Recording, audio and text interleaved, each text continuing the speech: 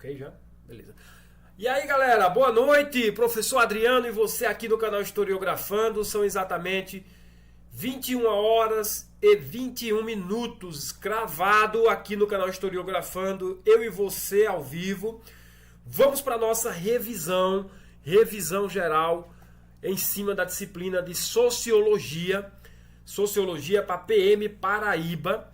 Assunto bom, mas eu já tenho a dizer a vocês aqui algumas considerações estas, que essa revisão aqui ela não seja encerrada somente por aqui. Como assim, professor? Ou seja, você vai utilizar só dessa revisão para fazer sua prova. Você não é nem louco, nem louca, meu guerreiro, minha guerreira. Vai estudar, dá tempo ainda, viu?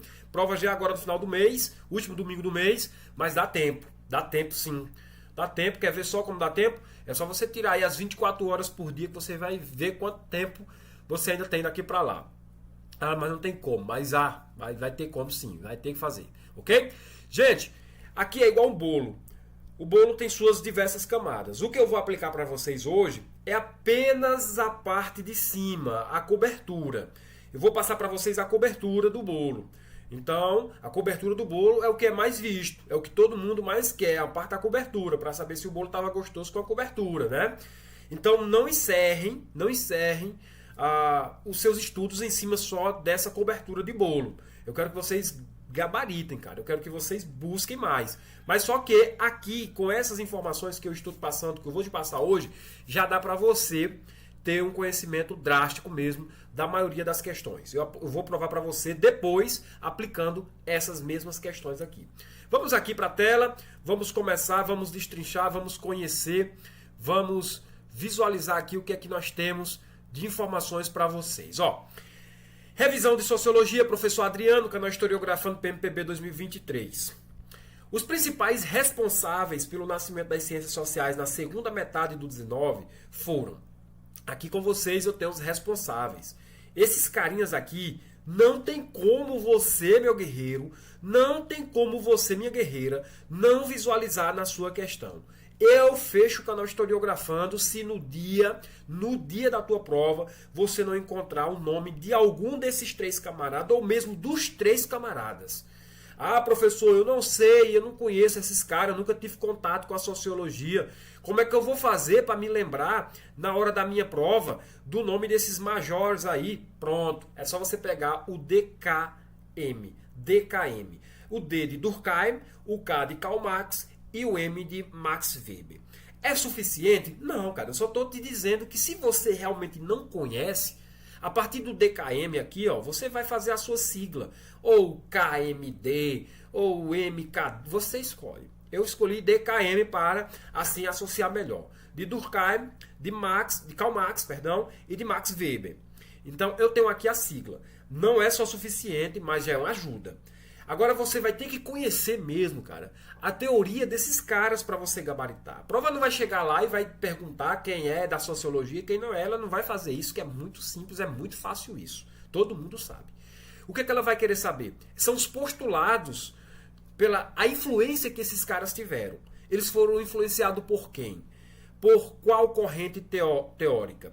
Aí aqui eu já coloco para você, ó, positivismo. Quer saber o que é o positivismo? Você vai ter que dar uma pesquisadazinha a fundo os principais aspectos dessa corrente. Mas o nosso objetivo aqui é uma revisão. É uma revisão. E dentro dessa revisão eu não posso passar por elas sem dizer para vocês que esses três caras eram adeptos. Eles foram adeptos, influenciados pelo positivismo. Agora sim, vamos entrar um pouco dentro da teoria de cada um deles para que você saiba como é que as questões cobram, como é que as questões vêm sendo cobradas. Deixa eu só virar aqui meu material para a gente acompanhar. Esses autores foram influenciados pelo positivismo, como eu disse para vocês. Durkheim afirmava que uma metodologia que tivesse uma busca à objetividade das ciências sociológicas, que deveria examinar os fatos sociais como coisa. Cara, o Durkheim, eu já li o livro dele, do Emile Durkheim. O Durkheim ele trabalha com a sociedade. A primeira característica que eu noto para vocês sobre o Durkheim. Ele é um cara preocupado com a sociedade. Eu vou colocar bem aqui assim, bem aqui dá para você visualizar. Ele é preocupado com a sociedade. Mas não é uma sociedade não é uma sociedade proletariada, não é uma sociedade politizada igual os outros dois. O Durkheim ele está mais preocupado com uma palavrazinha chamada de fato social. Ele está preocupado em examinar fatos sociais como coisas. Professor, como assim? Calma, me explica direitinho. Veja só. O Durkheim, ele era um cara que dizia bem assim. Ele olhava para a sociedade e dizia, se eu quero entender o todo da sociedade, eu quero entender o todo, eu quero entender as discussões, as amizades, por que isso acontece dentro de uma sociedade, eu tenho que imaginar ela como um todo. Eu tenho que entender que fatos sociais são coisas que levam a algum lugar ou a nada. Quer ver só um exemplo? Um exemplo aqui, você que está aqui agora ao vivo comigo. Com certeza, você está estudando aí com sua esposa, com seu energético do lado, seu cafezão do lado aí, nessas 9 horas e 27 minutos da noite, né? 21 horas e 27 minutos. Você está com sua esposa aí, sua namorada, os dois juntos, naquela corrente, que vão fazer esse concurso e vão conseguir a aprovação.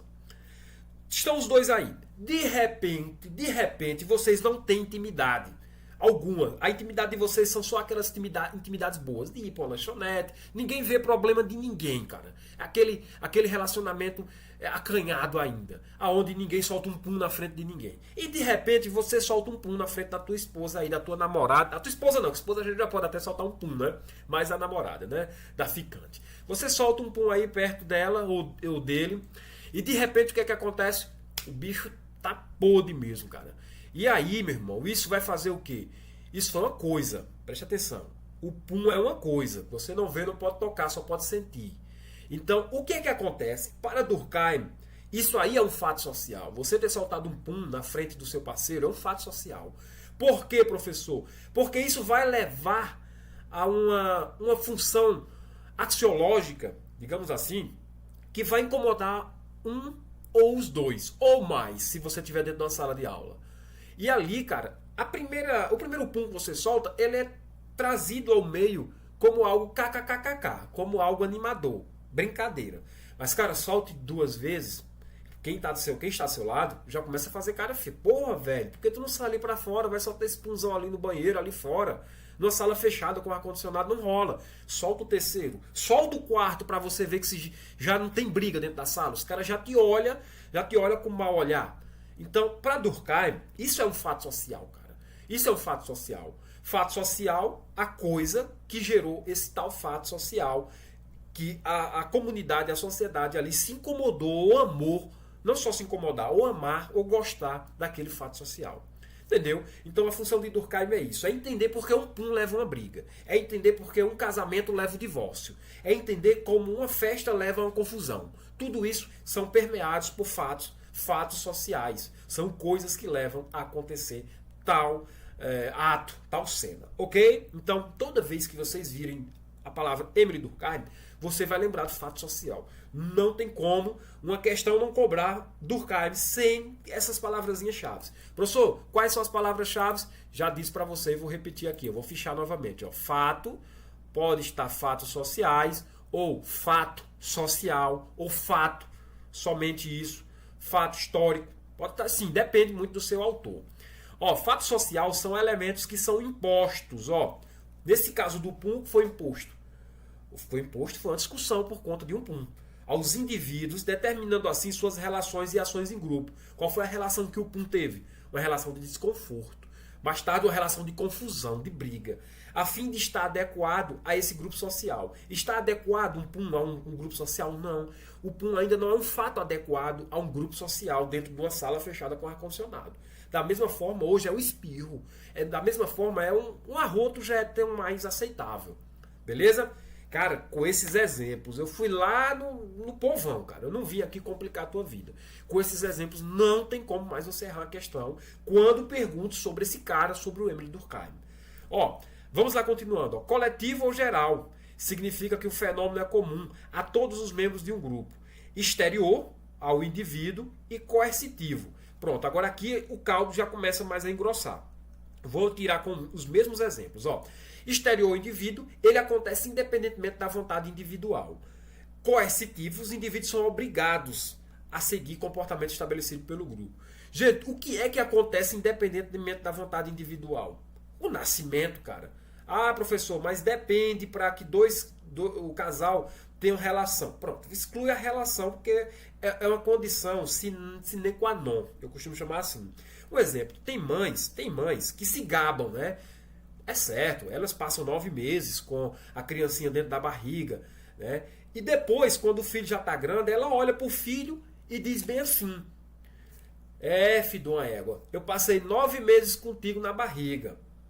Ela caça uma justificativa pelo fato de 9 meses estar com a criança na barriga, ali seja o pior sofrimento para ela, mas não é. O pior sofrimento mesmo é a preocupação que o filho vai dar depois, são os gastos que o filho vai dar depois com fralda, com várias e várias coisas. Eu tenho uma filha, cara, que se for pesar na balança, o que eu já gastei com ela era dinheiro de comprar um carro zero. Não me arrependo nunca, jamais. Eu acho que não se compara o fator que você tem de aturar seu filho, a preocupação do nascimento dele até você poder ele está nas suas asas, até os 18 anos, 19, sei lá quanto, 21 anos, o quanto você quiser, né?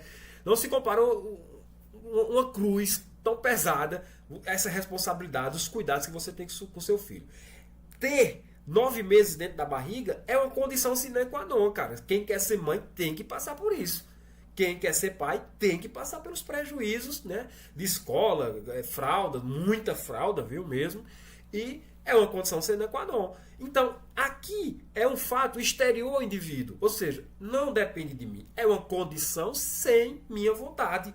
Entendeu, gente? Independentemente da minha vontade individual. Eu vou ter que arcar com a educação do meu filho. Eu vou ter... Professor, mas isso não foi imposto pela sociedade. Cara, colocar uma fralda no teu filho é uma imposição da sociedade? Não, você não vai deixar ele sem fralda para te fazer xixi totalmente, né? Então, é um fato exterior ao indivíduo. Estou dando esse exemplo para ficar fácil, tá, gente? Quer ver só? Exterior ao indivíduo. Prazer é algo exterior ao indivíduo. O indivíduo ele tem prazer, algo que não depende dele, independe dele. Ele olha para uma cena, ele sente prazer, seja qual for, qual tipo de prazer que ele sinta por aquela cena. Agora, já o coercitivo, não. O coercitivo, os indivíduos são obrigados a seguir o comportamento. E aqui, o coercitivo, o mais claro exemplo são as leis. As leis são os mais claros exemplos de fato social coercitivo. Beleza? Finalizando Durkheim. Para Durkheim, existem sociedades que se organizam sobre a forma de um tipo de solidariedade, denominada, escutou essa palavra, mecânica e orgânica, é Durkheim. Ou seja, sociedade mecânica e sociedade organizada em cima de orgânica. Denominada mecânica, solidariedade orgânica. Solidariedade mecânica, solidariedade orgânica. Pronto. Agora eu estou enxergando melhor aqui que eu trouxe o meu rascunho aqui, gente, tá?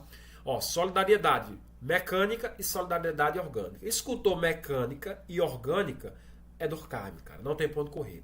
Gente, eu finalizei Durkheim. Vou passar para o próximo, Max Weber. E vocês vão visualizar isso já já em questões, ao vivo aqui com vocês. 21 horas e 35 minutos. Beleza? Bora lá. Porém, Max Weber... Deixa eu só baixar aqui um pouquinho para a gente enquadrar, senão vocês não irão enxergar. Vocês notaram tudo, né? Compreenderam aí alguns exemplos bizarros que eu dei, mas é necessário para entender. Max Weber fez estudos sobre direito. Olha o que esse cara estudou. Direito e urbanização. Bem como pesquisou os fatores culturais que influenciaram a ascensão do capitalismo. Então veja só. A palavra capitalismo aparece pela primeira vez nesse cara aqui, na aula de hoje, viu? Não é na história não, é na aula de hoje. Capitalismo. Max Weber, cara, ele quis entender como os fatores culturais influenciam a ascensão do capitalismo. Um exemplo de um fator cultural aí bem nos dias de hoje é ter o celular da maçãzinha. Tem até música com o celular da maçãzinha. Aquela cultura de música, ela vai fazer com que algumas pessoas que sigam a cultura, sigam o modismo, comprem o celular da maçãzinha. Então, é um fator cultural que influencia o quê? A ascensão, o crescimento do capitalismo. Essa é a preocupação de Max Weber. Max Weber também ele faz estudos sobre direito, sobre urbanização. Ou seja, ele tem mais uma holística, uma visualização para sociedade também. sociedade também. Sociedade. Mas só que são os estudos da sociedade que influenciam a ascensão do capitalismo. Weber desenvolve a teoria da sociologia compreensiva. Já caiu em questões, tá, gente? Ó, sociologia compreensiva. Ou seja, uma teoria que vai entender a sociedade. Olha, novamente o objetivo do Weber aqui, ó. Ele quer entender a sociedade a partir da compreensão dos motivos visados subjetivamente pelas ações dos indivíduos. Ou seja, eu quero entender por que todo mundo tem o celular da maçãzinha. Aí o que é que vai acontecer para que todo mundo, para mim entender que todo mundo tem? Ah, cara, a mídia, a cultura, jogando toda hora, dando toda hora essas propagandas incessantes, dizendo que é o melhor celular, é o celular que tem zoom, super zoom, que dá para visualizar milhares de metros além de onde você está. Então, Weber faz esse estudo. Ó, dica, preste atenção nessa dica. Weber constrói a contemplação em torno de 3 tipos de dominação, sendo elas uma dominação racional, uma legal, uma tradicional e uma carismática. Já caiu questões aqui no canal Historiografando, eu trouxe questões falando sobre esses 3 tipos de dominação. Aí você vai fazer o quê? Vai ter sigla. Você vai pegar o R, o L, o T e o C. O RLTC. Tá? Pega o RLTC e você vai lembrar. Racional, legal, tradicional e carismática. São os 3 tipos de dominação em Weber. Pronto, professor. Quer dizer que até agora eu aprendi que o Durkheim é um cara mais preocupado com a sociedade. Ele quer entender o fato social que leva a uma briga, o que leva a discussão em um por um, ao que leva a um divórcio. Exato. Aí depois eu passei por Max Weber. Ele é um cara também que olha para a sociedade, mas aí ele é um cara mais visado no direito, na urbanização, na compreensão da sociologia, entender a sociedade. Ele é mais um cara preocupado em entender a sociedade a partir da compreensão dos motivos subjetivos pelas ações dos próprios indivíduos. Ok? Bem parecido com o Durkheim. Cuidado! Durkheim normalmente vai aparecer fato social. Já o Weber, não. Apesar também de ser fato social, mas ele, lá na prova de vocês, ele não vai poder colocar. Max Weber analisa o fato social, porque o fato social é de Durkheim. Beleza? Karl Marx, ó. Para ele, a história de todas as sociedades tem sido a luta de classe. Pronto, cara. Pegou essa palavra para Durkheim, para Marx, perdão, luta de classes, você não vai errar questões sobre Karl Marx. Marx se empenhava em produzir escritos que ajudassem a classe proletariada a organizar-se assim e sair de sua condição de alienação. O Capital de Marx e Engels, Friedrich Engels. Quem já leu, né, o Capital de Marx e Engels sabe o que eu estou falando. Ele justamente vem tentar colocar na cabeça do indivíduo trabalhador que ele precisa se livrar do jugo, do cativeiro. Qual seria o cativeiro? Seria a sociedade capitalista. E através de quê? De revolta, de revolução, sair desse estado de explorar, de ser explorado, essa condição exploradora, dominada por meio do trabalho, e transformar a sociedade capitalista em socialista por intermédio da revolução. Pronto. Não tem mais nada a passar. Cara, eu te dei aqui o bolo, no teu bolo, eu te falei agora há pouco, eu te dei aquela camada de cima, a nata, ou seja, eu te dei a cobertura, que é o que mais é visado. Todo mundo quer a nata, todo mundo quer. Agora eu vou mostrar que isso cai em provas. Ó. Leia o texto a seguir, rapidinho aqui, para nós não perdermos tanto tempo, né? Aproximando das 10 horas já. Segundo Karl Marx, o Estado é organismo de dominação de classe, de opressão de uma classe por outra. A gente acabou de ver. O Estado representa a violência estabelecida e organizada, a violência assim dominada legal. Ele, o Estado, é um instrumento, não de conciliação, mas sim de luta de classes. Na citação acima, o autor configura uma leitura crítico-reflexiva sobre a concepção do Estado na perspectiva filosófica de Marx.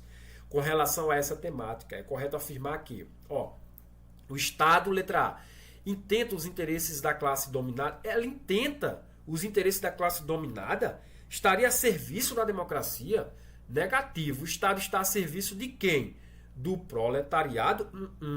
Do senhor dono do serviço, do capitalista. Ok? Letra B.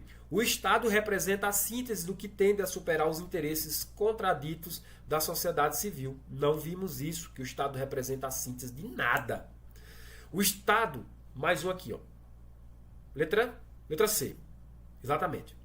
O Estado é um meio suplementar de exploração das classes oprimidas. Verdade. Ou seja, o instrumento de dominação da classe economicamente mais poderosa. É isso aqui, ó. Gabarito da nossa questão, letra C, do canal Historiografando. As demais eu vou nem ler para nós não perdermos tempo. Você com mais tempo vai ler elas direitinho. Segunda questão. O poder político é um dos temas fundamentais da filosofia e da sociologia na história do pensamento social, tanto filosófico quanto sociológico. Diversas concepções de poder foram produzidas. A esse respeito, nota-se que, gente, ó, poder político. Gente, em quem foi que nós vimos lá atrás dos três que falou sobre poder político?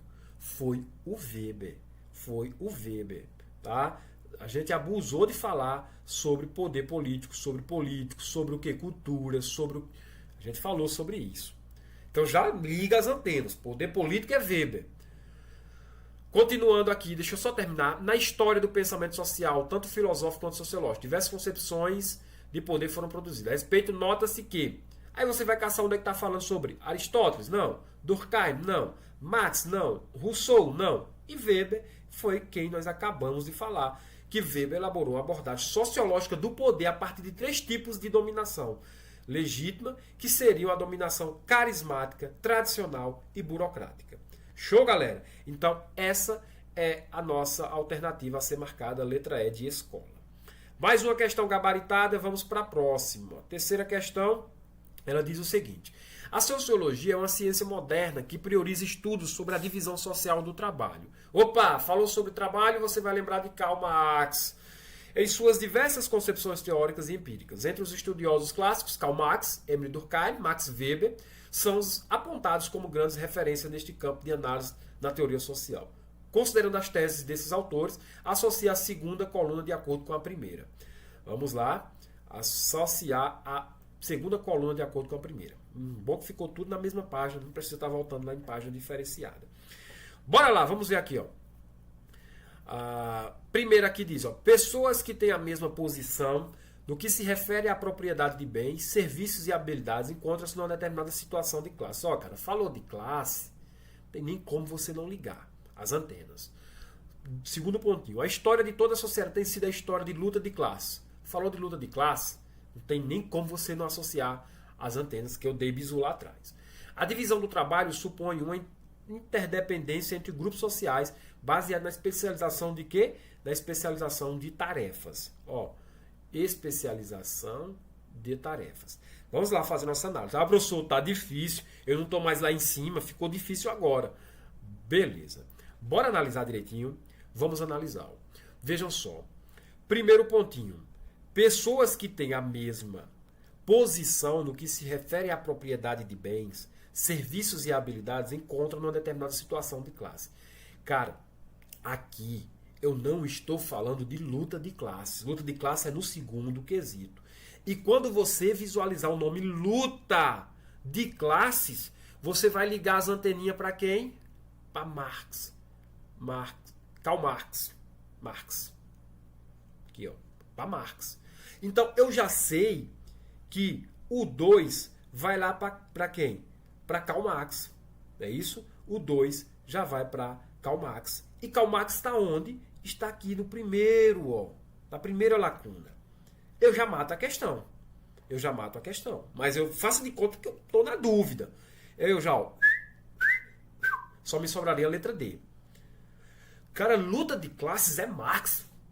Professor, mas aqui em cima me complicou. Situação de classe, falou de classe.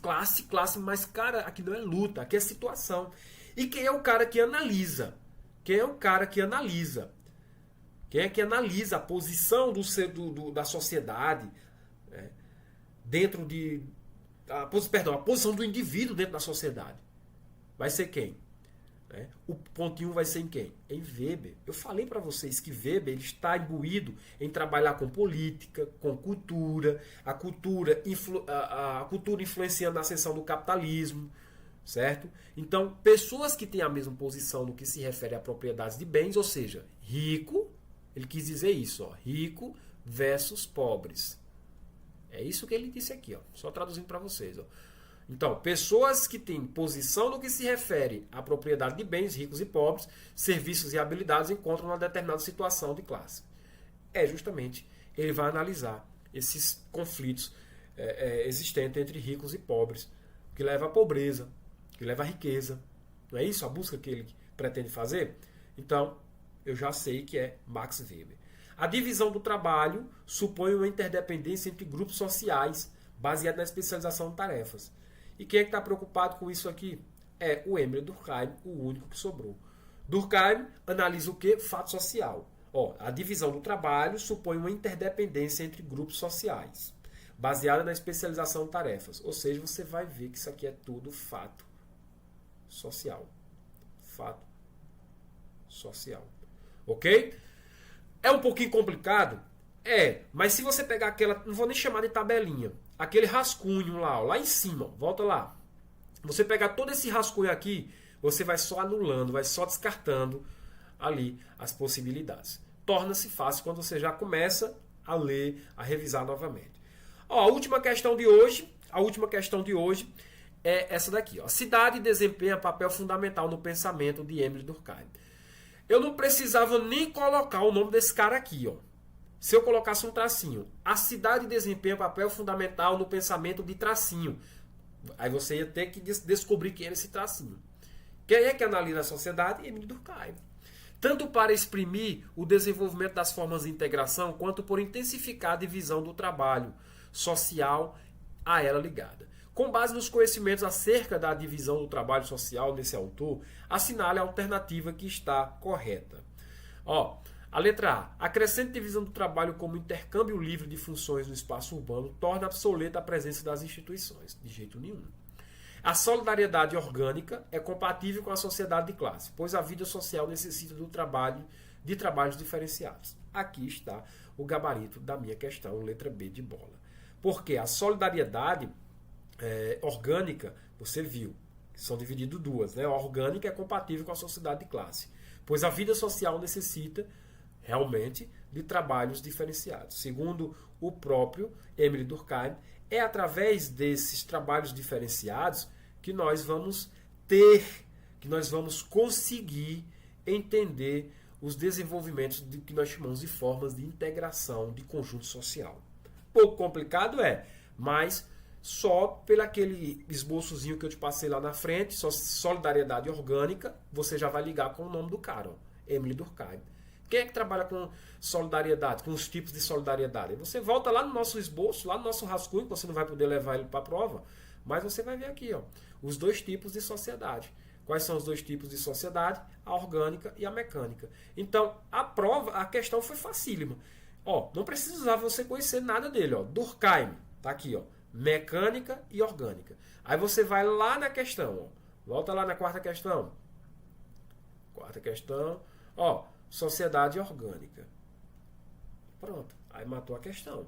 Aí a questão ficou totalmente fácil. Como é que ele dificultaria essa questão? Era ele colocar aqui o conceito em C errôneo de sociedade, orgânica. Certo? Vamos ler a letra C. Ao criar seres indiferenciados socialmente, o homem massa, as cidades recria a solidariedade mecânica em detrimento da solidariedade orgânica. De jeito nenhum. Ao criar seres indiferenciados, não é indiferenciados. Seres igualitários. Ok? Gente, é isso. Nós chegamos ao fim da nossa live. Alguns minutos para as 10 da noite.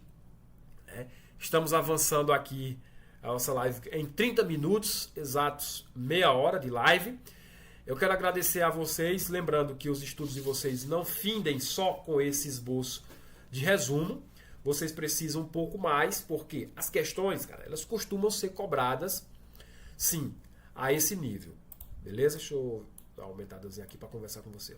As questões costumam ser cobradas a esse nível. Beleza. Mas só que aí tem a outra parte, cara. Tem a parte mais complicada, que não é tão cobrada em prova, mas que você não vai deixar de visualizá-la. Essa outra parte que seria aí a camada funda do bolo. Beleza, meus guerreiros, minhas guerreiras. Foi minha contribuição, cara. É o que eu pude fazer para vocês.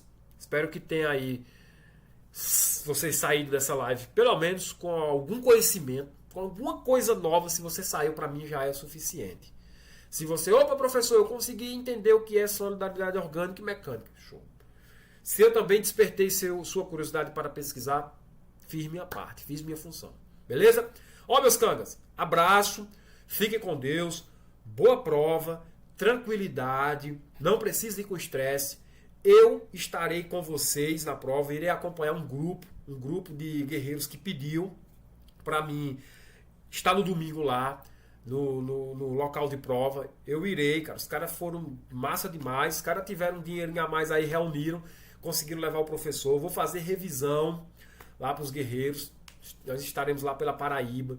Hospedagem, os caras pagaram. Cara, os caras tão massa demais, né? Só pra gente estar lá dando aquele suportezão, aquela animação. Só quem sabe qual a animação que eu estou falando é quem não me vê diante das câmeras. Quem me vê por aqui, me vê totalmente diferenciado do presencial. Aqui a gente tem aquela formalidade, não pode brincar tanto, eu não gosto de brincar em serviço, né?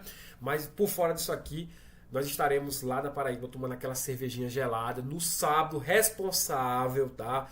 Sem estresse, só para desopilar, só para conversar. E nossa conversa será uma conversa só de conteúdos de história, de sociologia para vocês, beleza? Abração, valeu, fiquem com Deus. Se veremos lá pela Paraíba, se veremos lá pelo teu local de prova, estarei dando aquele suporte, aquele apoio aos meus, aos nossos. Professor pode ser pouco ausente, mas apoio total eu dou aos nossos alunos, a quem é aluno nosso. Quem não é aluno nosso, está aqui também o meu apoio, está aqui a minha forma de agradecer por estar aqui. Valeu, meus cangas. Boa noite, fique com Deus. Até o nosso próximo encontro. Tamo junto!